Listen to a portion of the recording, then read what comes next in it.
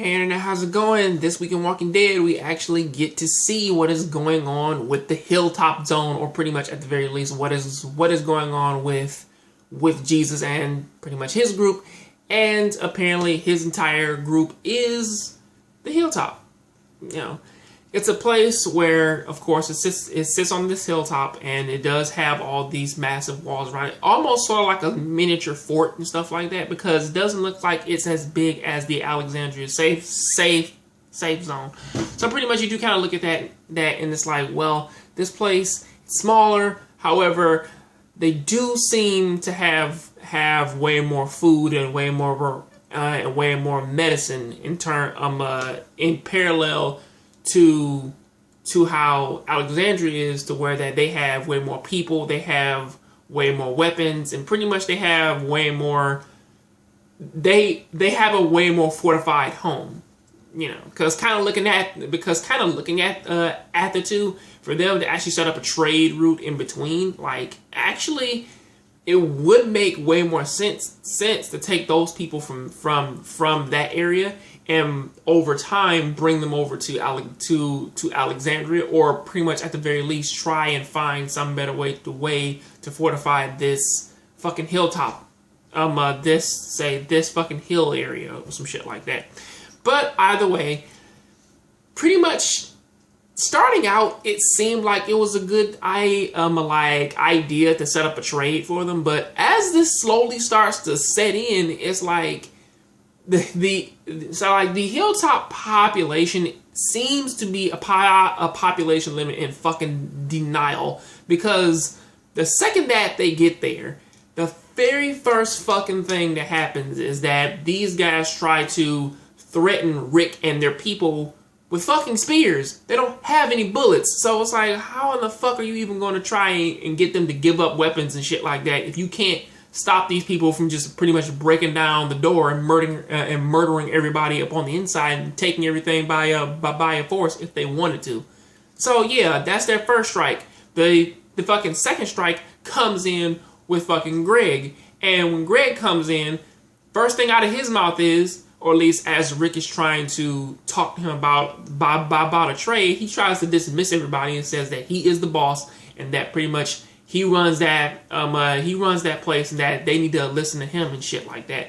And it's even way more fucked up now, to where that he only want to talk to Maggie because he wants to hit on her like some creepy old man or some shit like that, and pretty much tries to play her as if she's a fool and shit, because like he says that he has leverage because he has medicine and that they have food there, and that they can take care of them themselves. Which that, of course, you know, I kind of side with Maggie here. That's kind of fucked up, and that's kind of stupid for him to say that trading a box of bullets compared to medicine is a dumbass idea. I'm like, yeah, no. If they wanted to come in here and take shit, they fucking could if they had the force and the numbers. So you know, pretty much moving on from that though, we do actually learn a little bit more about the Negan and the Saviors, and pretty much, of course, who the fuck? Which that we do get to see these. Well, at least these other guys come in. The one named in particular, his name is Ethan, and of course his brother was captured, and pretty much they said that they did the deal as normal, and pretty much Negan said that they were a little light, even though they weren't, and pretty much he was fucking demanding more, and he wanted to, or at least from what I understand about Negan, is the fact that he's now doing this because he actually wants to see how far that he can push these people if he fucking threatens somebody, because now he's just having fun, and pretty much is just saying, listen, you kill Gregory, bring me his head, and then afterwards I will give you your brother back. Shit like that.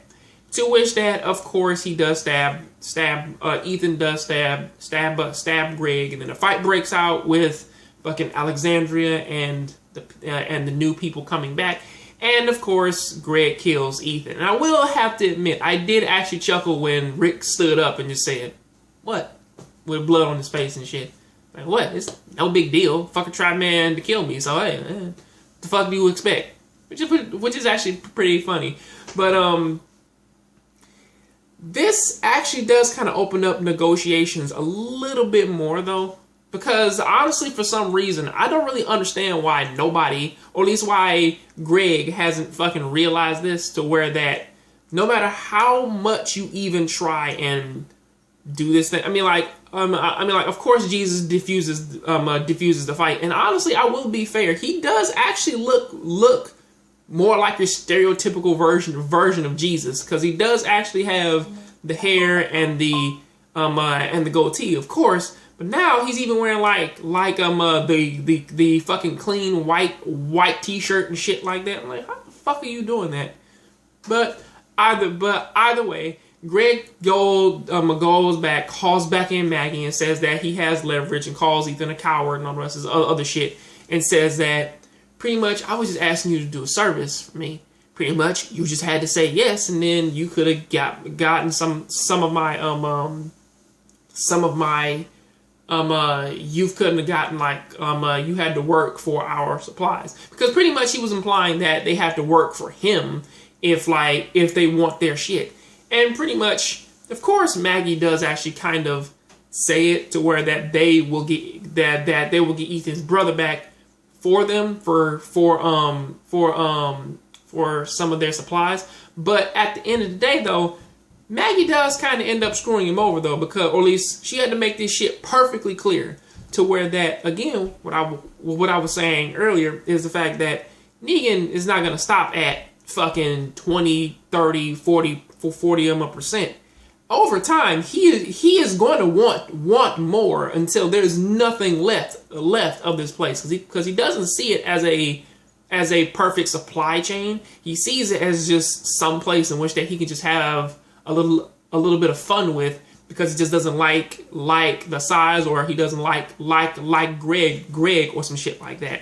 And that does actually kind of make a lot of sense, especially since really Greg is in this bed now because Negan just fucking told one of his people to fucking murder him because that they were light, and they possibly may not even had been. He just like, they were just supposed to assume that he wanted more, and even if they did, there's a good chance that he would have just told him to do it anyway.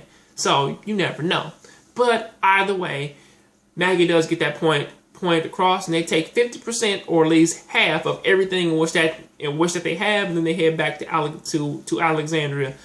This episode does actually kind of prove that whatever's going on at the hilltop, those fuckers are pretty much like in a terrible ass spot, because now they are dealing with a leader like Greg, who kind of has a fucking leader complex, as many people do in The Walking Dead, or at least many people in these communities and residencies like in The Walking Dead, which is kind of the governor's syndrome. Now, mind you, that Negan is way worse than the governor, but honestly, you can kind of feel that seeping out of Greg, and that possibly may have been one of the reasons why Negan actually wanted him killed. But either way, they do kind of end things off with a perfect trade. However, I don't know if they're going to make it back to Alexandria. Hopefully they do with all of that and no problems. And also there's a whole bunch of character stuff going on. But honestly, the only one that is really worth noteworthy, or at least talking about, is the one where, or at least the major thing behind Sasha and Abraham. Because now Abraham, even though he does have Rosita, you still look at the whole thing of like, he just really wants Sasha for some reason. I guess because she's a hardened woman and she's come back from craziness. But either way, he just wants her. But until then, that is what I gotta say about that. Please tell me what do you think about this down there in the comment section. I'll catch you on the next John Graves show. Please keep watching anime, keep playing video games. I'm out.